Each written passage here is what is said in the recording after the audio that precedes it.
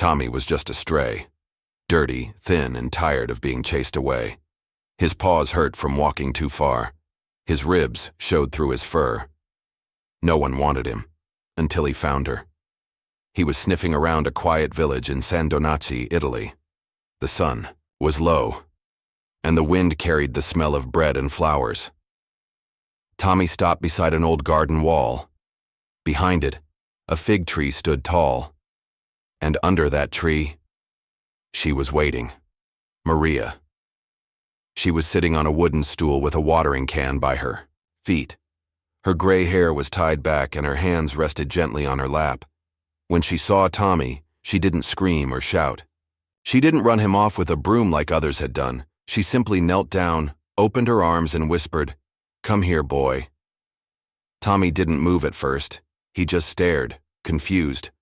No one had ever called him like that. Not with kindness, not with warmth. Maria stayed still. She smiled softly. "It's okay," she said. "You can rest now." And slowly, Tommy walked to her. She wrapped her arms around him, not minding the dirt or the smell. She held him like she had known him forever. From that moment on, Tommy was hers, and she was his. There were no leashes, no collars, no commands, just quiet mornings, warm meals, and slow walks through the village. Maria didn't talk much, but when she did, it was always gentle. "Good boy, Tommy," she'd say, while rubbing behind his ears. Tommy would lean into her hand, eyes closing, tail wagging just a little. They didn't need to say much. Their bond was simple, strong. It was the kind of love that needed no words. But love, as we know, never stays untouched by time. Every morning, just as the bells of the small church in San Donacci began to ring, Maria would tie a scarf around her shoulders, whisper, "Come on, Tommy," and head down the narrow path. Tommy was always ready. He didn't need to be called twice. His paws padded quietly beside her, never pulling ahead, never lagging behind, just right there, by her side. They walked past stone walls and flower pots, past sleepy neighbors who waved from their windows. The morning sun painted golden light on the cobbled streets. Tommy never barked, never chased a cat, never even looked away. And when they reached the old wooden doors of the church, Maria would push them open slowly. Inside, the cool air held the scent of candles and age. Maria walked to her favorite pew, third from the front, left side. She sat with her hands folded in prayer. Tommy didn't sit beside her. He had his own spot. Just a few feet away, near the aisle, he would lie down quietly, his tail still, his eyes calm, always watching her. The first time the priest saw it, he leaned over and whispered, "It's like he's praying too." Maria smiled. Maybe he is. Day after day, Tommy returned, always the same. Never late, never restless. People began to notice. Children peeked from behind benches. Old women nodded softly. Some even brought biscuits in their coat pockets. One man said, "That dog understands reverence." Another whispered, "He belongs here." And so it became normal. Tommy walking Maria to church, taking his place by the pew and waiting, not for treats, but for her. Tommy didn't need words. His silence was his prayer. His loyalty was his faith. He wasn't just a dog anymore. He was family. But faith, like his, would soon be tested in the hardest way. The sun rose, but Maria didn't. Tommy sat by the front door like always, tail curled tight, ears perked. But the door didn't open. No scarf, no soft call of, "Come on, Tommy." He walked to her bedroom and scratched the wood gently. Then he whimpered. Still nothing.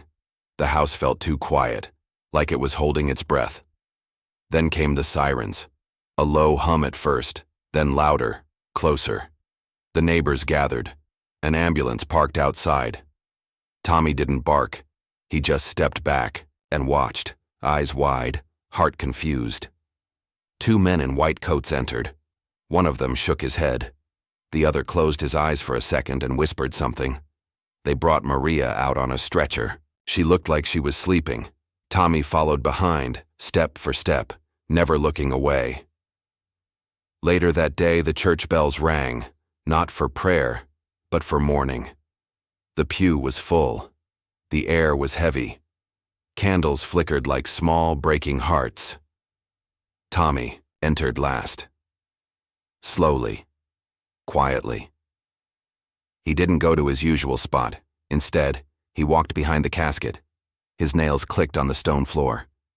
When they reached the altar, he sat down and stayed. Not a sound, not a shake, just stillness.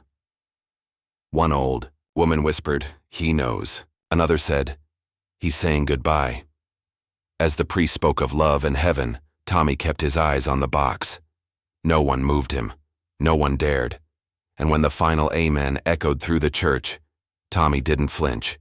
He just kept looking at the place where she used to be, waiting, hoping, like maybe she'd return one more time, just to say, "Come on, Tommy." But she didn't, and Tommy's world changed forever. Tommy didn't understand death, but he understood absence. Maria's house stayed locked, her windows dark, her garden overgrown, but Tommy still circled the gate, sat by the door, then walked to the church. Every morning, every evening, whether the sun burned hot or the rain came down in sheets, Tommy walked the same slow path through the village of San Donaci. He didn't run. He didn't sniff at trees or bark at birds. He just walked, and when he reached the church, he didn't wander. He stepped inside and made his way to that same worn spot near the front, where Maria used to kneel. There, he sat, still as stone, eyes forward. The organist whispered once, "He waits like he expects her to turn around." Some people brought food. Some tried to call him. "Come on, pup. Come with me," one woman offered. But Tommy wouldn't leave. He might follow someone for a street or two, but when they turned the wrong way, he'd stop, look back toward the church, and return. Day after day. A teacher walking her students said, "That dog has more loyalty than most people." One boy left his sandwich near the pew. Tommy sniffed it but didn't eat. Not yet. He was waiting, not just for food, not just for kindness, for her. And even though the air was quiet, the space beside him was full of something heavy and invisible. Love that hadn't faded, hope that hadn't died. He waited so long. Even the dust stopped gathering where he sat, but she never came. Still, Tommy came back, because sometimes love doesn't know how to stop, and neither did he. One morning, the priest noticed the side door was already open. He smiled gently. "I left it for you," he whispered. Tommy padded in, wet from the rain, tail low but steady. He didn't bark, he didn't shake. He just made his way to the back pew and curled into his usual spot. Father Luigi watched from the altar. His voice cracked during Mass, but not from age, from emotion. "This dog," he told the congregation, "understands grief more than we realize." Some nodded quietly. Others wiped their eyes. A few weren't so kind. "It's unhygienic," one woman muttered. "A dog? Inside church?" But even she couldn't bring herself to shoo him, because every time she looked into Tommy's eyes, she saw something ancient, something broken, and still strong. Father Luigi began leaving scraps of bread and bits of meat near the steps. Sometimes Tommy ate. Sometimes he just looked at it and lay back down. No barking, no begging, just presence. Kids began calling him the Holy Dog. Old men tipped their hats when they passed. "Morning, Tommy," they'd say. One young girl asked, "Do you think he talks to God?" Her mother smiled through tears. "Maybe he does, sweetheart." Faith was no longer just in sermons or hymns. It was in the way Tommy sat through every Mass, in how he never moved during the final blessing, in Samhain, how he looked up when the bells rang, like he knew what they meant. Father Luigi prayed more often now, not just for his flock, but for one loyal soul in the back pew, because sometimes the purest prayers don't come from the lips. They come from eyes that never stop waiting. Tommy didn't miss a day. Every morning he walked the same path, stopping at the same church steps, waiting like always. People began to notice. The old grocer, Mr. Alvarez, started leaving bones near the fence. "For the boy who waits," he'd say, wiping his hands on his apron. Kids on their way to school slowed their bikes just to stare. "That's the church dog," they whispered, like he was some kind of quiet legend. Tourists began showing up, snapping photos. Some waved at him. Some even tried calling him over. But Tommy never moved. His eyes were locked on the altar through the church's open doors. "He's not just a dog," Father Luigi whispered once. "He's faith walking, on 4 legs." On Sundays the pews filled early and Tommy always took his spot in the back. He didn't bark. He didn't move. He just sat a little straighter, as if Maria might walk through those doors and sit beside him again. The town changed too. People began speaking softer near the church. A woman with a baby once said, "He makes me feel safe, like he's guarding something sacred." Even the mayor nodded when he passed Tommy one morning. "We should build a plaque," he told his assistant. "Or a statue." But Tommy didn't care about statues. He didn't care about names, cameras, or praise. All he cared about was the woman who once knelt by the fig tree and whispered, "Come here, boy." The townspeople stopped calling him a stray. They started calling him family. And still, every morning, Tommy waited. Eyes on the altar, heart on the door. But one dark evening, clouds rolled in heavy and low, and the church doors stayed shut. Rain fell hard that night, slamming against the cobbled streets of San Giovanni Rotondo. Lightning flashed, thunder growled, and there, outside the closed church doors, sat Tommy, soaked, shaking, but still waiting. People watched from windows. No one dared step out. The wind pushed hard, but Tommy didn't flinch. He stayed where he always stayed, right at the threshold. Around midnight, a teenager named Luca passed by, hoodie pulled tight, sneakers slapping in puddles. He stopped when he saw Tommy. "Hey, buddy," he said gently. "You can't stay. Here, you'll get sick." He stepped closer, reached out with his hand. Tommy growled, not angry, not wild, just soft. Just enough to say, "No." Luca paused. He knelt beside him. "You don't want help, huh?" He looked up at the closed doors. "You're waiting for someone."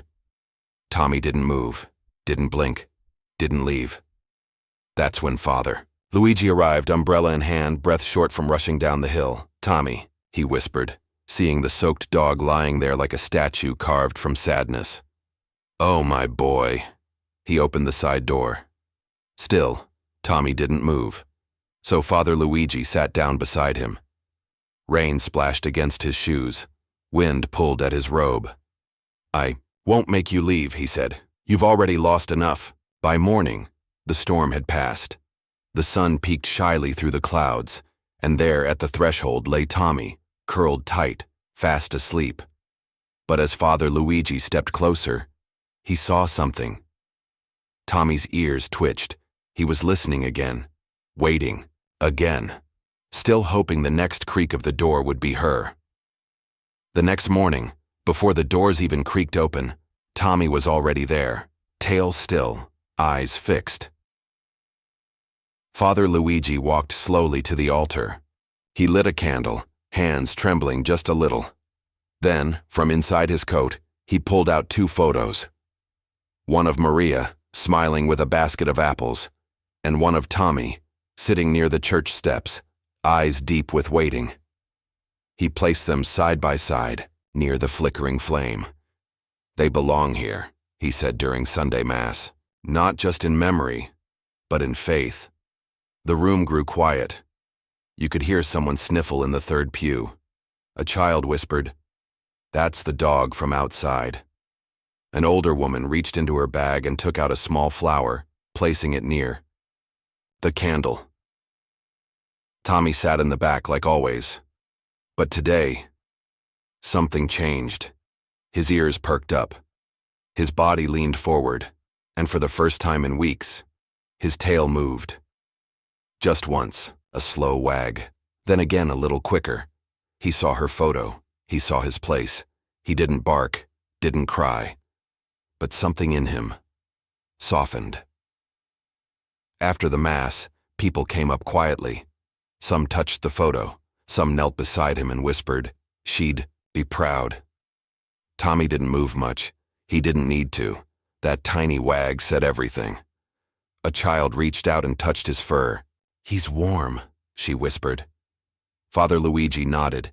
He doesn't have to speak. His heart is louder than words.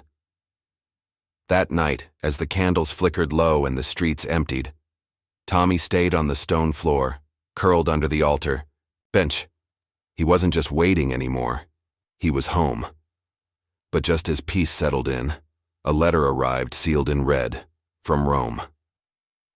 The letter sat on Father Luigi's desk, stamped, official, heavy with importance. He read it once, then twice. Someone in Rome had heard about Tommy, a stray dog in San Donaci, showing the world what loyalty looked like, what faith looked like. The bishop wanted answers. "Is it true?" the letter asked. "Is this animal inside the house of God?" Father Luigi folded the letter slowly and sighed. He walked out to the church steps, where Tommy lay in his usual spot, eyes watching the altar through the doors. "You're making waves, my friend," he whispered, sitting beside him. The next day, during morning mass, he stood before the crowd. "I received a letter from Rome," he began. "They asked if we've let a dog inside the church." The room tensed. Some exchanged glances. One man cleared his throat. Father Luigi looked down, then smiled. "I told them. This dog teaches more about love than some of us ever will." Gasps. Then silence. Then a slow clap. Then another. Until the whole room was filled with soft, steady applause. A young woman whispered, "He belongs here." A boy nodded. "He always has."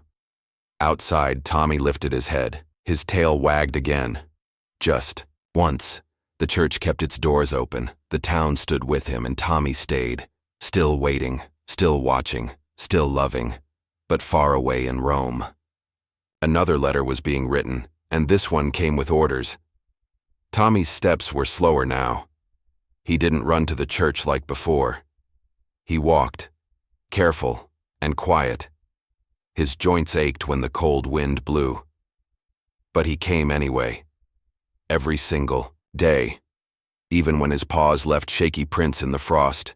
Even when his ears stopped perking at the sound of the bell. He still came.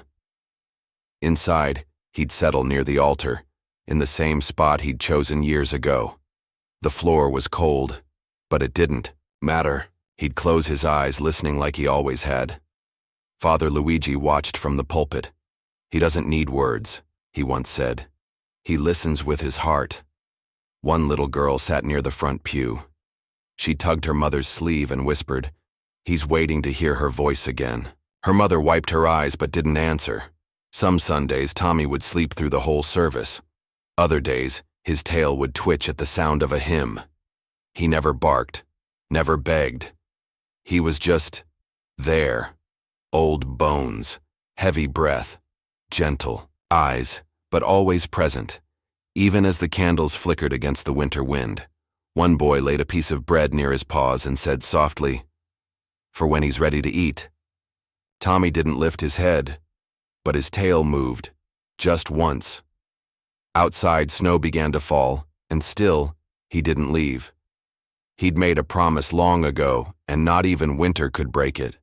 But deep in the pews, a few parishioners began to wonder, what happens when his wait is over? It was just before sunrise when she came, an old woman with a soft shawl around her shoulders and hands that trembled slightly. She walked past the pews, past the altar, to Tommy's usual place by the wall. And there, she laid down a folded blanket. It was worn but clean, faded yellow, with little blue flowers sewn in the corners. Like Maria's favorite dress, she whispered, brushing the corner gently. Tommy sniffed it once, slow and careful. Then he stepped forward and curled up right in the center. A soft sigh left his nose. His body relaxed like it had found something it was missing. Father Luigi walked over quietly and placed a small bowl of water beside him. He didn't say anything. He just nodded. That Sunday, as people filled the pews, something was different. The music waited. The prayers paused. All eyes turned to the back of the room, where Tommy stood slowly, took his careful steps down the aisle, and lay on his blanket. Only then did Mass begin. It had become part of the ritual. Not just the songs, not just the candles, but Tommy. Every movement he made felt sacred now. A girl whispered, "He's not just a dog anymore. He's a part of her." An old man nodded. "He's part of all of us." The church didn't need to explain it. They just accepted it. Week after week, the blanket stayed in its place, and Tommy, older now but still strong in spirit, never missed a day. But time doesn't stop for even the most faithful heart, and outside, spring was still far away.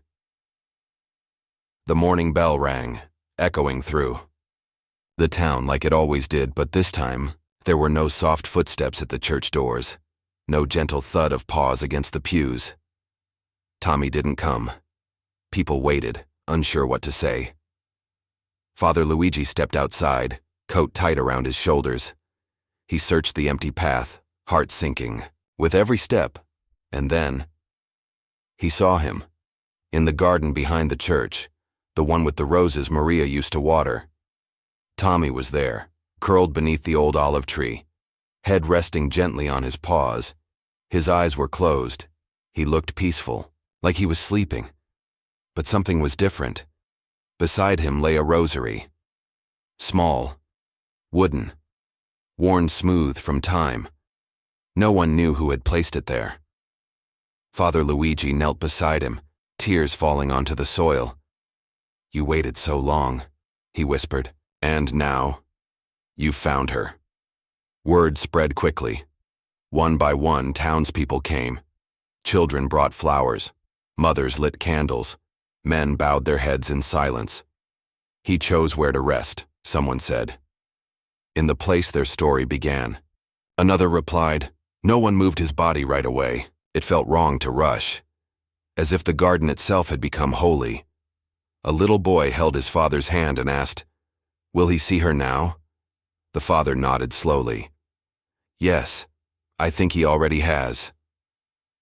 Later that evening, as the sky turned gold, the church bell rang once more, not in sorrow, but in honor, for a dog who waited, for a friend who never forgot, and somewhere beyond that golden sky, two souls ran together again. The church bell rang again, but this time it wasn't for Mass. It was for Tommy. People came from all over, old faces, new ones, strangers who had only heard the story. The pews were full. Some stood in the aisles. No one wanted to miss it.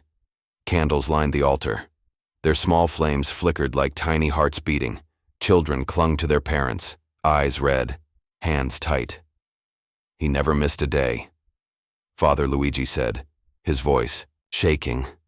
Even when his legs barely worked, he looked toward the spot near the wall where the flowered blanket still lay. It was empty now. A girl stepped forward and placed a rose on it. "For his loyalty," she whispered.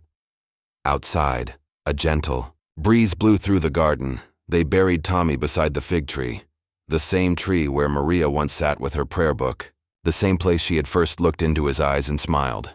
"He chose this spot," someone said. He always came back to her. People stood in a wide circle, hands joined, heads down. Someone began to sing. Softly, just a single voice. Then another joined in, and another. It wasn't loud, it wasn't grand, but it was full of love. One little boy asked, "Will he hear us?" An old woman knelt beside him. "He already does," she said. The sky turned golden as the last prayer ended. They left flowers, rosaries, drawings. One man stayed behind, watching the breeze move through the tree. "I wish the world loved like he did," he whispered. And as the last person walked away, a single leaf drifted down, landing gently on the grave, as if someone somewhere had heard every word. Spring came quietly that year, but one morning, something new stood in the church courtyard. A small statue. It was a dog, Tommy, sitting just like he used to, eyes looking up as if waiting for Maria's voice. People stopped and stared. Some touched the ears. Some knelt beside it like they would a grave. Beside the statue was a plaque. Simple words, "In memory of Tommy. Faithful friend, loyal soul." A child read it out loud. "He was more than a dog," she said. "He was part of the church." Father Luigi stood at the window and watched. "He still is," he said to himself. Now and then, someone would bring flowers. Others would just sit on the nearby bench, close their eyes, and remember. Not everyone spoke. Some just stayed quiet. Because sometimes, silence holds more than words ever could. One afternoon, an artist arrived from out of town. He placed a small sketchbook on the ground beside the statue. He opened it to a page, a pencil drawing of Tommy and Maria, sitting under the fig tree side by side. "He taught me what faith looks like," the artist whispered, without saying a thing. Birds chirped overhead. The wind moved through the leaves like a soft hymn. A young couple came by and took a photo. "This is what love looks like," the woman said. And slowly, Tommy's story began to live again, not just in books or drawings, but in hearts. People didn't just come to pray anymore, they came to remember, to sit, to feel. And as they left, many would glance back once more, at that small statue looking toward the sky, still waiting, still watching, still full of hope. Tommy never spoke, never asked for treats, never begged for attention. But the world heard him anyway. His story traveled, beyond San Donaci, beyond Italy. Teachers shared it in classrooms. "This," they said, "is what loyalty looks like." Artists painted him, always with soft eyes and a quiet strength. Writers tried to capture his heart in poems and letters, but no one ever really needed words, because Tommy didn't use any. He just showed up, day after day, even when it hurt, even when he was alone. He came, not because someone told him to, but because love told him to. And somehow, the world understood. One school put up a photo of him with the words, "Kindness never dies." A woman in Brazil lit a candle under his picture. A boy in Japan drew him on the side of his notebook, and in San Donaci, his statue still stands, flowers at its feet. Wind brushing past like an old friend. One priest in another town asked, "How can a dog be so holy?" Father Luigi smiled. "Because he loved without limits. Even now people come. Some kneel, some cry, but most just sit, quietly, beside the little statue, as if waiting for something, or maybe someone." Because love like Tommy's doesn't end. It doesn't break. It doesn't fade. It waits. Quietly. Patiently. Like a dog on a pew, looking toward the altar, hoping for a voice he still remembers. And maybe, just maybe, if you listen closely enough, you'll hear it too. A soft paw step, a gentle sigh, and the sound of love that never left.